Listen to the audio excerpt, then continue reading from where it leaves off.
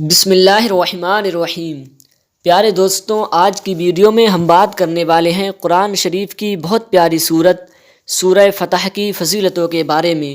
دیکھیے ناظرین، سورہ فتح یہ بہت ہی بابرکت سورت ہے اور اس کی فضیلتیں بے شمار ہیں، لیکن آج کی ویڈیو میں ہم اس کی چند فضیلتیں آپ کے سامنے ذکر کریں گے، لہٰذا آپ سے گزارش ہے ویڈیو کو آخر تک ضرور دیکھیں، اور اگر آپ نے ہمارے چینل کو ابھی تک سبسکرائب نہیں کیا ہے تو چینل کو بھی سبسکرائب کر دیں تاکہ ہم آپ کو اسی طریقے سے روز اسلامک ویڈیو پہنچاتے رہیں۔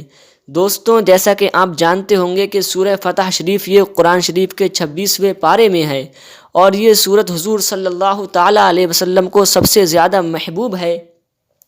جیسا کہ حدیث پاک ہے کہ صلح حدیبیہ کے بعد جب حضور صلی اللہ تعالیٰ علیہ وسلم واپس تشریف لانے لگے تو ایک رات راستے میں یہ سورت آپ پر نازل ہوئی۔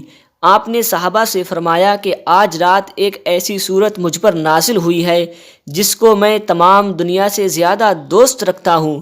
پھر آپ نے صحابہ رضوان اللہ تعالیٰ عنہم اجمعین کو مبارکباد دی۔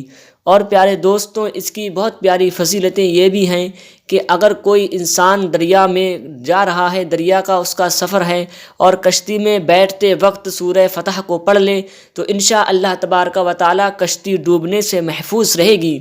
اور اگر لڑائی جھگڑے کے وقت کوئی انسان سورہ فتح کو لکھ کر کے اپنے پاس رکھ لے تو انشاءاللہ تبارک و تعالیٰ لڑائی جھگڑے سے محفوظ رہے گا۔ اور بعض علماء کرام یہ بھی فرماتے ہیں کہ جو سورہ فتح کی مداومت کرے گا قیامت کے دن صحابہ کرام رضوان اللہ تعالیٰ عنہم اجمعین کے ساتھ اٹھے گا۔ سبحان اللہ۔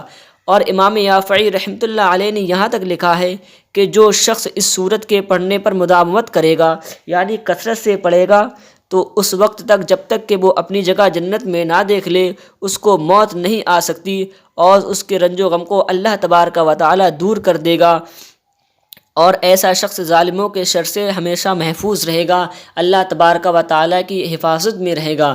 تو دوستوں، یہ تھی سورہ فتح کی کچھ فضیلتیں جو ہم نے آپ کے سامنے ذکر کی، لہٰذا آپ لوگوں سے گزارش ہے کہ ویڈیو کو لائک کریں اور اس سورت کا زیادہ سے زیادہ وظیفہ کیا کریں، زیادہ سے زیادہ تلاوت کیا کریں۔